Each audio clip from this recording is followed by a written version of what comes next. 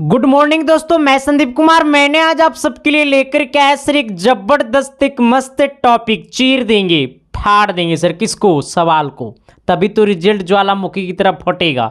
ठीक है ना सर। देखिए, सबसे पहली बात है ना सर कि मैं आज आपके लिए सोशल साइंस में टॉप 120 सब्जेक्टिव का ये हमारा दूसरा क्लास है। और ये सारे क्लासेस जो होगा ना सर वो आपके लिए सबसे ज़्यादा इंपॉर्टेंट होगा, क्योंकि ये सब सारे सवाल जो आपके एग्जाम के पैटर्न भी हुए सर।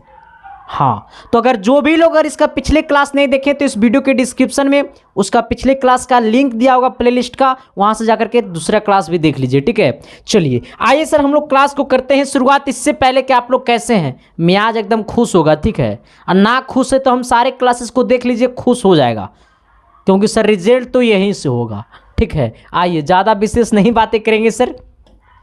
देखिए, पहला आज का क्लास का ये पहला सवाल है। ठीक है, जो कि क्वेश्चंस नंबर 8 से हम शुरू करेंगे, क्योंकि पिछले क्लास में हमने सवाल नंबर 7 तक का बात किया था। ठीक है, आज का पहला सवाल का आता है मौद्रिक प्रणाली क्या है। देखो सर, मौद्रिक प्रणाली का मतलब होता है कि किसी भी वस्तु का वस्तु से लेन देन नहीं किया जाता। ठीक है, मौद्रिक प्रणाली का मतलब होता है अगर आपको कोई वस्तु बेचना होगा या आपको कोई वस्तु खरीदना होगा तो आप मुद्रा के माध्यम से बेच या खरीद कर सकते हैं। मौद्रिक प्रणाली का मतलब होता है, थोड़ी सी मेरी बातों पे गौर करना, शिद्दत से, प्यार से, मोहब्बत से, रिजल्ट ऑटोमेटिक होगा सर। मैं बोलना चाह रहा हूं ना कि मौद्रिक प्रणाली का मतलब होता है कि आप अगर किसी वस्तु को बेचना चाह रहे हैं या फिर आप अगर किसी वस्तु को खरीदना चाह रहे हैं तो वस्तु से वस्तु का लेन देन नहीं कर सकते हैं।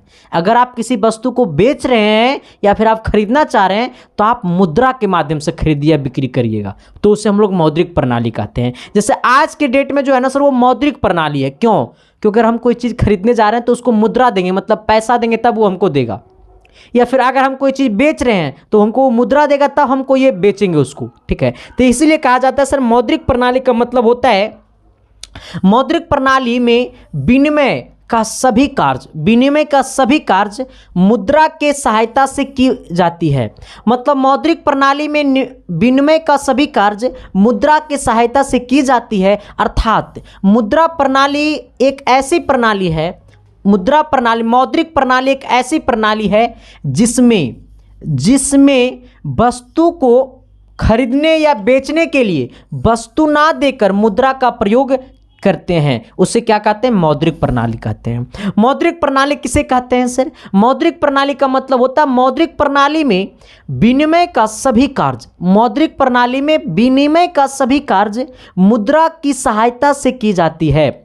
मौद्रिक प्रणाली में विनिमय का सभी कार्य मुद्रा की सहायता से की जाती है। मतलब अगर कोई वस्तु हम खरीद रहे हैं या फिर कोई वस्तु हम बेच रहे हैं तो मुद्रा के माध्यम से बेचेंगे और खरीदेंगे। मतलब उससे हम पैसा लेके हम बेचेंगे और पैसा दे के उससे हम खरीदेंगे, ना कि वस्तु से वस्तु का लेन देन करेंगे। ठीक है, तो इसलिए कहा जाता है सर कि मौद्रिक प्रणाली में विनिमय का सभी कार्य मुद्रा की सहायता से की जाती है।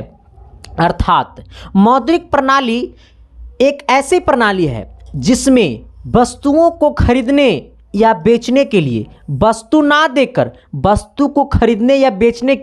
वस्तु ना देकर मुद्रा का प्रयोग करते हैं। उसे हम लोग कहते हैं मौद्रिक प्रणाली। तो क्या मैंने जो बोला वो चमका न जी? अरे अच्छी न तब बोलिए न जी, न समझ में आया कि आया जी? गुरु जी आप पढ़ाइएगा, समझ में आएगा नहीं, ऐसा हो नहीं सकता है। और हम पढ़ा देंगे और आपको समझ में आवे ना, ऐसा हम होने नहीं देंगे। कहता है ना सर कि मौद्रिक प्रणाली क्या है? तो मौद्रिक प्रणाली में विनिमय का सभी कार्य मुद्रा की सहायता से की जाती है।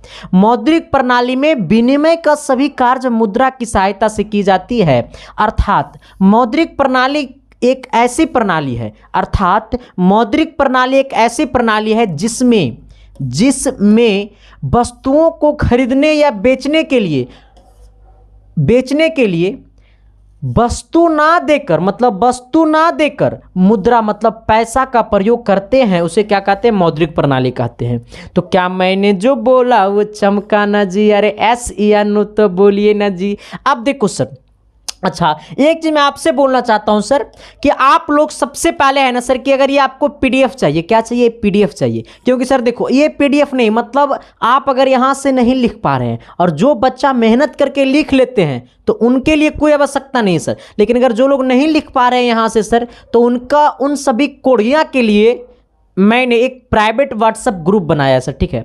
वो प्राइवेट व्हाट्सएप ग्रुप का सबसे बड़ा फायदा ये है कि आपको मैथ, साइंस, सोशल साइंस और हिंदी का, ये 4 सब्जेक्ट का आपको A to Z VVI objective and subjective का PDF जाएगा, ठीक है सर। और साथ ही कुछ और हो जाएगा, नीचे में लिखल होगा, और आप खुल के ना बोलेंगे सर वरना जेल हो जाई, हाँ फिर कब वो बेलू ना होई।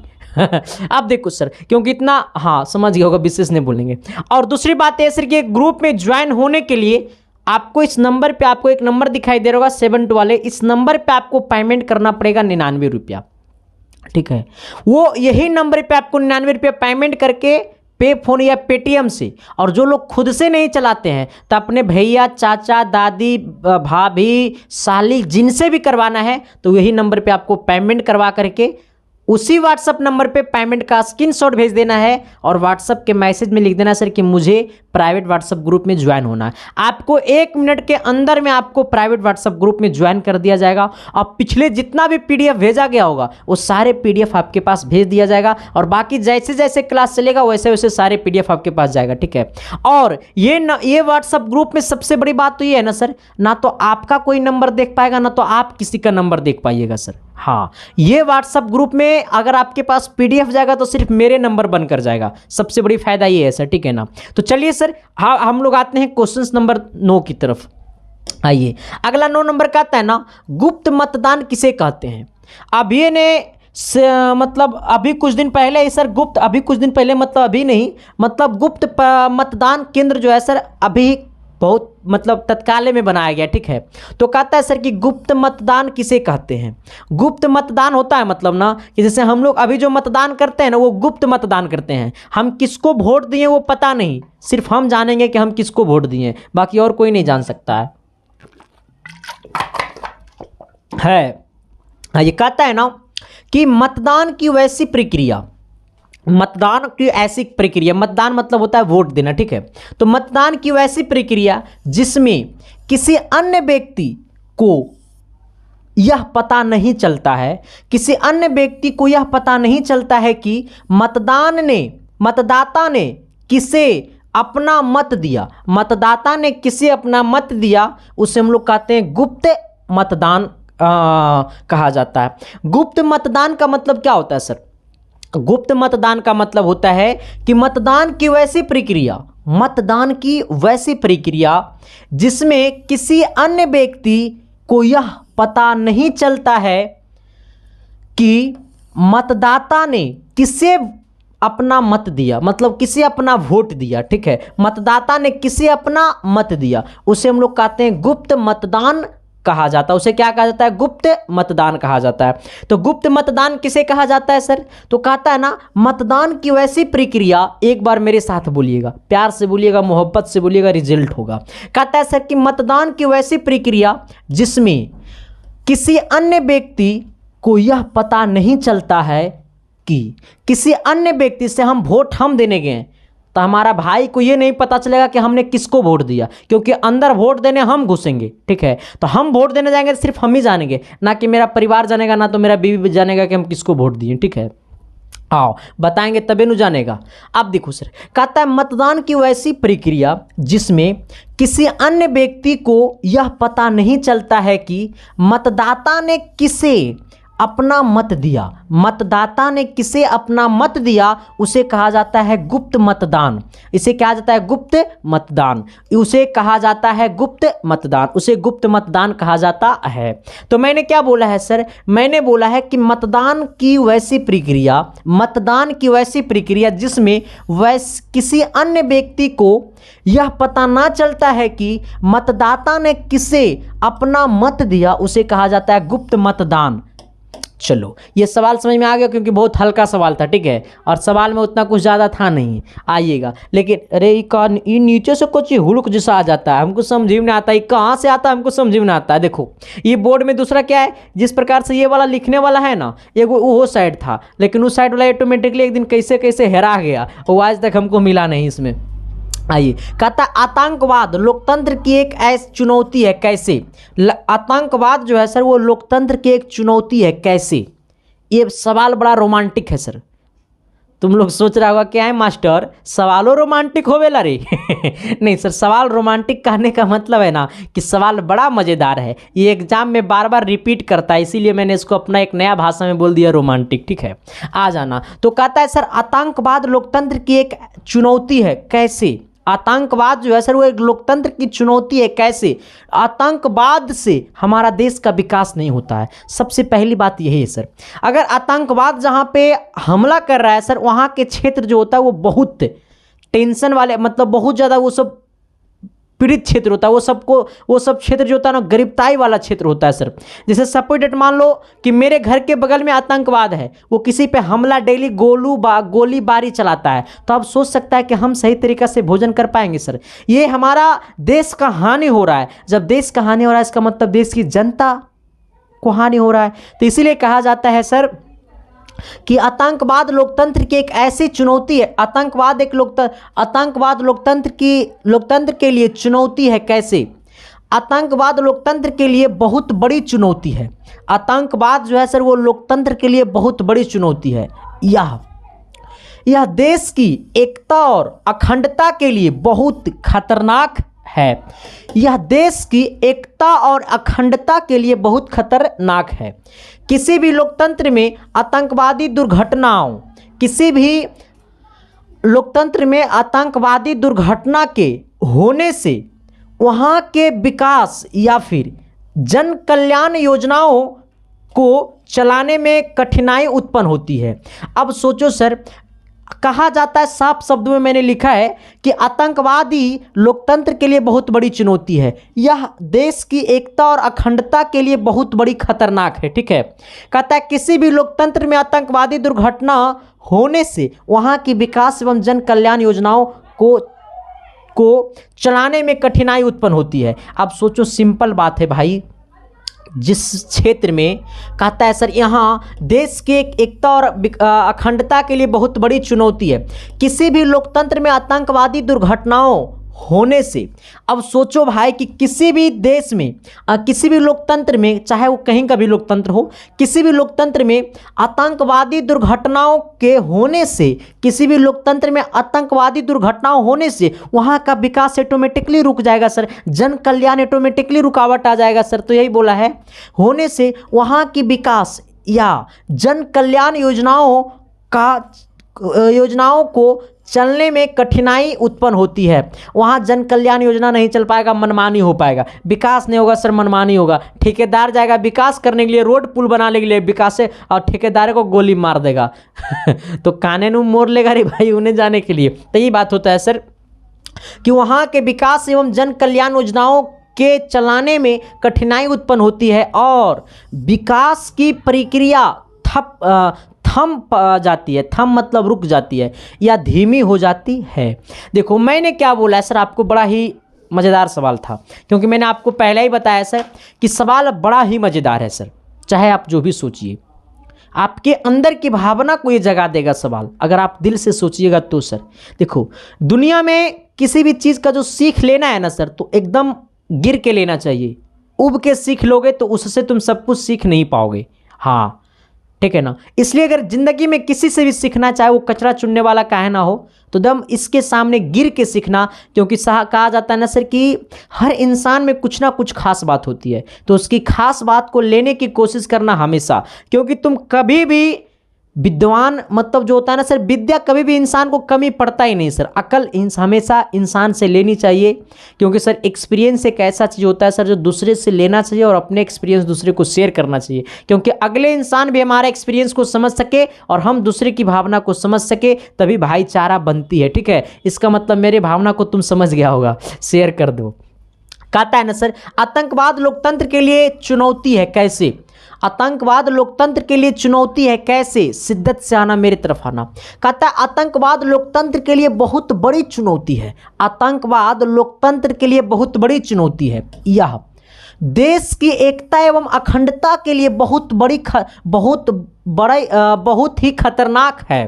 कहता है किसी भी लोकतंत्र में आतंकवादी दुर्घटनाओं के होने से वहाँ के विकास या जन कल्याण जन कल्याण योजनाओं को चलाने में कठिनाई उत्पन्न होती है, जन कल्याण योजनाओं को चलाने में कठिनाई उत्पन्न होती है और विकास की प्रक्रिया ठप पड़ जाती है, थम जाती है, मतलब धीमी हो जाती है। चलिए अगला सवाल की तरफ हम लोग आते हैं। अगला सवाल कहता है ना, बाढ़ के 4 कारणों का व्यय को करे, मतलब व्याख्या करे।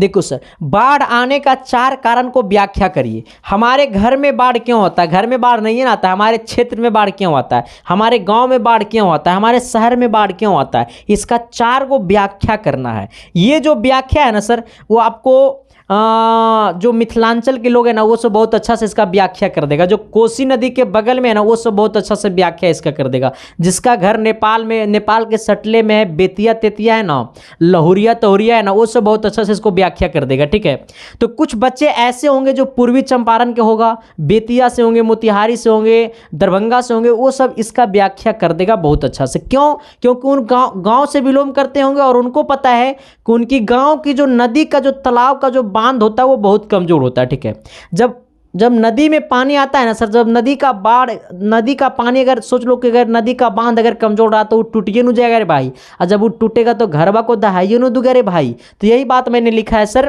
कि बाढ़ के 4 कारणों की व्याख्या करें, मतलब हमारे क्षेत्र में बाढ़ क्यों आता है, इसका 4 को कारण लिखना है। ठीक है, अगर ये बोलता सर 6 कारण लिखिए, या फिर अगर ये दीर्घ उत्तरीय में क्वेश्चन होता तो इसमें हम 5 कारण लिखते। ठीक है, लेकिन ये हमसे सिर्फ इतना ही पूछा है कि बाढ़ के 4 कारणों की व्याख्या करिए। तो बाढ़ के निम्न कारण है। बाढ़ आने का बहुत सारे कारण है सर, एक ही कारण नहीं है, बहुत सारे कारण है।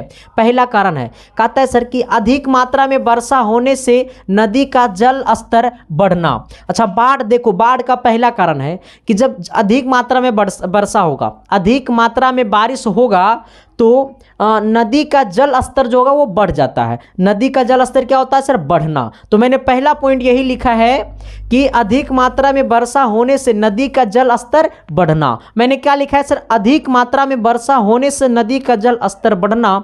दूसरा पॉइंट मैंने लिखा है कि नदियों की गहराई कम होना। अब सोचो सर, नदी तालाब की खुदाई जो होता है ना, वो बहुत अभी हमारा धीमे चल रहा है। ठीक है, क्योंकि पता है ठेकेदार सबको आता है। देखो, इसीलिए कहते हैं सर पैसा कहाँ खाया जाता है, देखो तुमको नहीं पता चलेगा। पता है कैसे पैसा खाया जाता है? राजनीतिक बहुत बड़ा अलग लेवल का चीज़ है भाई।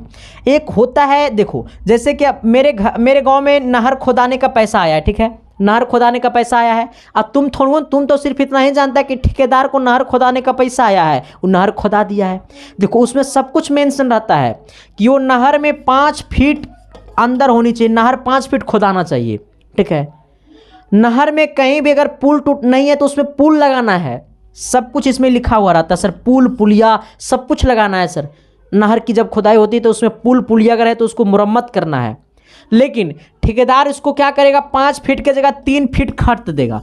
आई 2 फीट का पैसा कौन ले लेगा? तो 2 फीट का पैसा लेता है ओवरसीयर, जो ठेकेदार, जो ओवरसीयर पास करने आता है फंड को।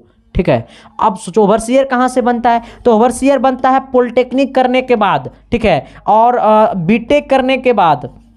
आप अगर बीटेक कर लीजिएगा ना सर, तो बिहार में जेई का फॉर्म आता है, जिससे आप ओवरसीयर बनिएगा। अगर आप इलेक्ट्रिकल ब्रांच से अगर पॉलिटेक्निक कर रहे हैं तो इलेक्ट्रिक विभाग में, मतलब जो बिजली होता है ना, उसका ओवरसीयर बनिएगा। ठीक है, अगर आप सिविल से किए हुए हैं सर तो आप बनिएगा सिविल, मतलब कोई कहीं रोड बन रहा है, कहीं पुल बन रहा है, कहीं पुलिया बन रहा है। ठीक है, तो उसमें आप चेक करने जाइएगा। ठीक है, तो यही सब चीज़ें जो होता है सर, यहीं से आपको क्या होता है, पैसा की खपत होती है, और हमको और आपको पता नहीं चलता है सर। ठीक है, आ जाना। तो अधिक मात्रा में वर्षा होने से नदी का जल स्तर बढ़ जाना, मतलब अधिक मात्रा में वर्षा होगा तो नदी का जल स्तर बढ़ ही जाएगा। नदियों की गहराई कम होना, और नदी का गहराई कम रहेगा तो बाढ़ अबे नु करी रे भाई, ये तो अबे करेगी। हाँ, अगला 3 नंबर में कहता है पेड़ पौधों का अंधाधुंध काटना। अब देखो सर, पेड़ पौधा पहले जब बहुत ज़्यादा होता था सर, आज का डेट में जो है सर वो पेड़ पौधा कम लगाया जा रहा है। तो मैं आपसे कहना चाहता हूं सर कि अगर आपके पास जगह है तो आप जरूर पेड़ पौधा लगाइए सर। ठीक है, पेड़ पौधा को कम काटिए। ठीक है, कहता है पेड़ पौधों अंधाधुंध काटना। पेड़ पौधों को अंधाधुंध मात्रा में काटेंगे सर तो सब कुछ कमजोर होगा ही होगा। कहता नदी बांधो मतलब तट बांधो का टूटना, मतलब नदी बांध टूटेगा सर तो बाढ़ आएगा सर। इसमें सोचने वाला बात थोड़ी है रे भाई, ये तो हमारा एक्सपीरियंस है। ऐसे एक्चुअली में मेरे तरफ इतना बाढ़ आता नहीं है। तो कहता है सर बाढ़ के 4 कारणों की व्याख्या करें। पहला कारण क्या है? अधिक मात्रा में वर्षा होने से नदी का जल स्तर बढ़ जाना। दूसरा है कि नदी की गहराई कम होना, पेड़ पौधों अंधाभूत काटना, नदी बांधों तटबांधों का टूटना। ठीक है ना सर? एक सेकेंड सर। हाँ, तो ये 4 पॉइंट एक्चुअली आपके दिमाग में चल गया होगा सर। अगर ये 4 पॉइंट आपके दिमाग में नहीं गया है सर, तो आपके दिमाग में डालने का मेरे पास दूसरा तरीका भी है। ठीक है, बट सबसे पहले पहला तरीका मैं हर इंसान पे यूज करता हूँ। ठीक है, तो उम्मीद है कि आप पहला तरीका समझ गए होंगे। अब पहला तरीका ना समझे तो आप दूसरा तरीका भी समझा देंगे। आ जाइए सर। दूसरा कहता है ना अंतर्राज्यीय जल विवाद किसे कहते हैं? अंतर्राज्यीय जल विवाद किसे कहते हैं सर? राज्यीय जल विवाद किसे कहते हैं? देखिए, अंतर्राज्यीय जल, अंतर्राष्ट्रीय जल नहीं, अंतर्राज्यीय जल विवाद किसे कहते हैं? देखो कहता है ना सर, ये अंतर्राज्यीय जल विवाद किसे कहते हैं? कहता है 2 या 2 से अधिक राज्यों के बीच नदी जल को लेकर उत्पन्न होने वाले विवाद को अंतर्राज्यीय विवाद कहते हैं। नहीं समझाओगा तू सब ऐसे नहीं समझाओगा, हमरा पता है ना। देखो, इन्हें मानो झारखंड, ठीक है रे, इन्हें मानो झारखंड, इन्हें मानो बिहार। और झारखंड कह रहा है कि पानी हमको पहले पानी हमरा देने आबेल दा। अब बिहार कह रहा है कि ना तोरा देने बड़ा कोयला हो, हमरा देने पानी आबे दे, है ना। झारखंड कहेगा कि ना सोचो, ऐसे सोचो कि यहाँ पे एगो नदी है। ठीक है, ये जो है नदी का पानी अगर इधर काट देंगे तो इधर झारखंड में चल जाएगा। ठीक है, और उधर काटेंगे तो उधर बिहार में चल जाएगा। तो बिहार का लोग कहता है कि बांध को बंद कर दो, पानी हमको तरफ आने दो। लेकिन झारखंड के लोग कहता है कि नहीं, ये पानी इधर आने दो। ठीक है, तो अब सोचो सर कि विवाद तो पैदा होबे करेगा। बिहार के लोग कहता है कि तोरा ने बहुत कोयला, हमरा ने पानियों तो आवे दे। यही बात है सर। तो 2 राज्यों के बीच, 2 घर के बीच नहीं, पानी का विवाद को हम अंतर्राज्यीय विवाद नहीं कहेंगे। एगो बकलोला कह रहा है सर हमारा घर से अगल बगल में बड़ा लड़ाई होता है नली के चलते, एकरो अंतर्राज्यीय विवाद कहेंगे? नहीं सर, उसको अंतर्राज्यीय विवाद नहीं कहेंगे, ओकरा कहेंगे पड़ोसी वाला नौटंकी करना। ठीक है सर, अरे सब नौटंकी नहीं करे। पानी नल तल के लिए पानी तो गिरवे करेगा, लड़ने से क्या फायदा, पानी तो गिरवे करी। अरे इसको ढक दो, ये सब बहुत नॉर्मल चीज़ है, गांव में तो होते रहता है। ठीक है, आ जाना। तो उसको अंतर्राज्यीय विवाद नहीं कहेंगे सर, अंतर्राज्यीय विवाद कहेंगे ना, मतलब एक राज्य दूसरे राज्य को लेकर के, एक राज्य दूसरे राज्य से लड़ता है पानी को लेकर के, तब उसे हम लोग कहते हैं अंतर्राज्यीय विवाद। कहता है 2 या 2 से अधिक राज्य, 2 या 2 से अधिक राज्य के बीच नदी जल को लेकर उत्पन्न होने वाले विवाद। 2 या 2 से अधिक राज्यों के बीच नदी जल को लेकर उत्पन्न होने वाले विवाद को अंतर्राज्यीय विवाद कहते हैं। मैंने क्या बोला सर कि 2 या 2 से अधिक राज्यों के बीच नदी जल को लेकर के उत्पन्न होने वाले विवाद को अंतर्राज्यीय विवाद कहा जाता है। चलिए अगला सवाल कहता है 13 नंबर, कहता है जल संसाधन के उपयोग को लिखे। इस सवाल बड़ा मस्त है। क्या है सर? मस्त है। एक बार अच्छा से बोलो, मस्त है। सर आप देखिएगा क्या कहता है, जल संसाधन के उपयोग के लिखे। हमें जल संसाधन का क्या उपयोग है? संसाधन का मतलब होता है ना सर कि देखो, हमें संसाधन जो होता है ना वो सजीव प्राणी पे काम करता है। ठीक है, तो इसीलिए कहता है सर कि जल संसाधन के उपयोग के लिखे, मतलब जल संसाधन के उपयोग के लिखे। तो कहता है जल संसाधन के निम्नलिखित उपयोग है। एक एक उपयोग नहीं है, जल संसाधन के बहुत सारे उपयोग है, लेकिन हमें जल संसाधन के उपयोग को लिखना है। तो दीर्घ उत्तरीय में है तो 5 पॉइंट लिखना है। अगर दीर्घ उत्तरीय में पूछ रहा है तो 5 पॉइंट लिखना है, लघु उत्तरीय में पूछेगा तो 3 पॉइंट लिखना है, चाहे 2 पॉइंट लिखना है। ठीक है, आ जाना। तो कहता है जल संसाधन के निम्नलिखित उपयोग है। पहला उपयोग कहता है खेतों में सिंचाई के लिए उपयोग होता है। अच्छा, जल संसाधन का, जल का उपयोग कहाँ होता है? तो खेत के सिंचाई में उपयोग होता है सर। अगर खेत में पानी नहीं आएगा तो सर हम खेत को कहाँ, खेत में फसल उगा पाएंगे? नहीं ना उगा पाएंगे। अरे खेत में पानी नहीं आएगा तो वो खेत से फसल हो पाएगा? नहीं हो पाएगा। तो इसलिए मैंने पहला बात लिखा है सर कि खेतों में सिंचाई के लिए उपयोग होता है। किसका? जल का उपयोग होता है। अगला कहता है घरेलू कार्यों में उपयोग होता है। हम लोग घर का कार्य, जैसे क्या, कपड़ा साफ करना, मतलब नहाना, खाना बनाना, वो सब में जल का काम होता है ना रे भाई। तो यही मैंने लिखा है कि घरेलू कार्यों में उपयोग होता है। किसका? जल का। 3 नंबर में मैंने लिखा है सर कि विद्युत निर्माण परियोजना के लिए उपयोग होता है जल का।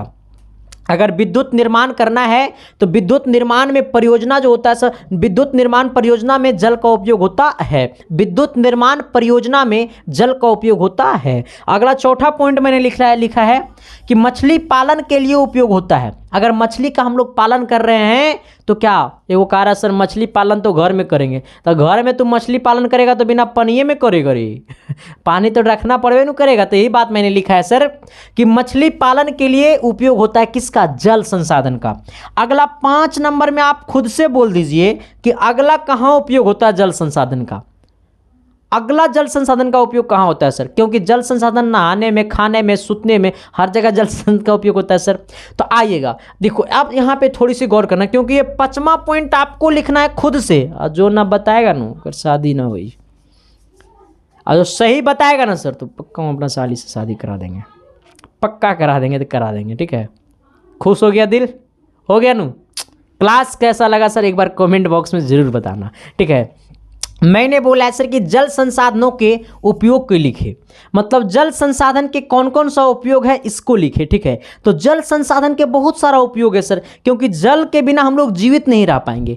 तो सबसे पहली बात है कि जल संसाधन का उपयोग, पहला उपयोग कहाँ है सर, तो खेतों में सिंचाई के लिए जल संसाधन का उपयोग किया जाता है। ठीक है, दूसरा कहाँ है सर, तो घरेलू कार्यों में उपयोग होता है। ठीक है, कपड़ा साफ करना, दुनियादारी साफ करना, तो जल संसाधन का उपयोग होता है। विद्युत निर्माण परियोजना के लिए जल संसाधन का उपयोग होता है सर।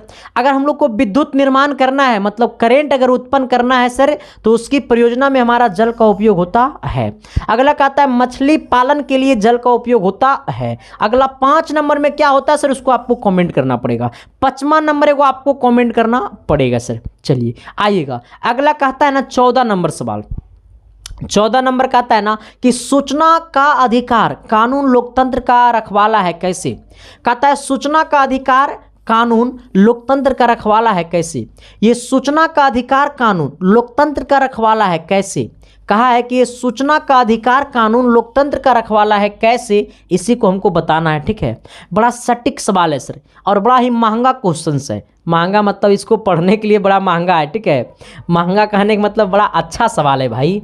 कहता है सूचना का अधिकार कानून लोकतंत्र का रखवाला है कैसे, तो कहता है ना सर कि सूचना का अधिकार कानून, सूचना का अधिकार कानून के अंतर्गत जनता को यह अधिकार होता है कि वह सरकार द्वारा चलाए जा रहे विकास के कार्य के बारे में सूचना प्राप्त कर सकता है, ताकि कार्य में हो रहे धांधली को रोका जा सके। अतः सूचना का अधिकार कानून लोकतंत्र का रखवाला है। देखो सर, जब तक सूचना का अधिकार कानून नहीं होता तब तक आपके गांव में जो ठेकेदार लोग जो होता है वो पुलवा बनाने के लिए आता है और पुलवा अच्छा से नहीं बनाता है सर, तो उसको पर जो हम लोग केस करते हैं वो किसके माध्यम से करते हैं, तो सूचना के अधिकार के माध्यम से करते हैं। ठीक है, तो सूचना का अधिकार किसे कहते हैं, तो कहता है सर सूचना का अधिकार कानून के अंतर्गत जनता को यह अधिकार होता है, सूचना अधिकार कानून के अंतर्गत जनता को यह अधिकार होता है कि वह सरकार द्वारा चलाए जा रहे विकास के कार्य को, सरकार द्वारा चलाए जा रहे विकास के कार्य के बारे में सूचना प्राप्त कर सकता है। सरकार के द्वारा जो कानून चलाया जा रहा है उसमें हम सूचना प्राप्त कर सकते हैं, ताकि कार्यों में हो रहे धांधली को रोका जा सके। अब सोचो, तो कहता है इससे किसके कारण संभव है, तो ये सूचना का अधिकार के कारण संभव है। तो इसीलिए कहा जाता है सर कि सूचना का अधिकार कानून के लोकतंत्र का रखवाला है। ठीक है, एकदम इसीलिए हम लोग बोलते हैं सर क्यों, क्योंकि अगर मेरे पास सूचना का अधिकार नहीं होता, सूचना अधिकार कानून नहीं होता, तो हमारे गांव में जो ठेकेदार होता है या फिर कहीं पे जो धांधली होता है सरकारी कार्यों में, उस पर हम लोग कैसे एक्शन ले सकते थे। तो आज हम जो लोग सरकारी कामों को हम लोग बाधा देते हैं, सरकारी काम जो हो रहा है उसके ऊपर हम लोग जो आंदोलन करते हैं, तो सूचना अधिकार कानून के ही माध्यम से करते हैं, क्योंकि सूचना का अधिकार जो है सर वो लोकतंत्र का रखवाला है। ठीक है, तो कहता है सर सूचना का अधिकार कानून लोकतंत्र का रखवाला है कैसे, तो कहता है सूचना का अधिकार कानून के अंतर्गत जनता को यह अधिकार होता है कि वह सरकार द्वारा चलाए जा रहे विकास के कार्य के बारे में सूचना प्राप्त कर सकता है ताकि कार्य में हो रहे धांधली को रोक सके। अतः सूचना का अधिकार कानून का रखवाला है। यहाँ तक में किसी को किसी प्रकार की दिक्कत समस्या है तो आप बता सकते हैं सर। देखो मैंने कुछ नहीं बोला सर, मैंने आपको एक ही बात बोला है कि सूचना का अधिकार हमको ये देता है कि अगर आपके क्षेत्र में, अगर आपके घर के पास, अगर आपका कहीं भी अगर कोई धांधली कर रहा है सरकारी कार्यों में, तो आप उस पे एफआईआर दर्ज कर सकते हैं सूचना कानून अधिकार के अंतर्गत। ठीक है, ये इसीलिए कहा जाता है सूचना कानून जो है वो लोकतंत्र का रखवाला है। तो आज का क्लास हमारा इतना ही हो गया सर। देखो सारे क्लासेस आपको चलेगा, जितना मैंने वादा किया सर वो सारे सब कुछ दूंगा आपको, क्योंकि आप हैं तब हम हैं सर। और फिर से एक बार रिजल्ट का परचम लिखेगा सर तो ये इसके साइंस क्लासेस से लिखेगा सर। क्यों? क्योंकि सर देखो मैं तो कहता हूँ जितना शिद्दत से मैं पढ़ाता हूँ ना सर उतना शिद्दत से तुम पढ़ो। मैं अपना आपको 100% देता हूँ, आप अपना 110% हमको दो। कहिएगा मास्टर 10% कहाँ से देंगे? तो 10% सर आप अपने परिवार के ऊपर दीजिए, एस के साइंस क्लासेस के ऊपर सर। इतना शेयर कीजिए सर, इतना शेयर कीजिए, शेयर करने वाला बटन धस जाए। ठीक है सर, और खूब सर प्यार दीजिए। Thank you, love you sir. बाकी ये क्लास कैसा लगा अपना विचार कमेंट बॉक्स में कर देना। बाकी मिलते हैं आप सबके बीच अगली क्लास में, तब तक के लिए बाय। देखते रहना इसके science classes. Thank you, love.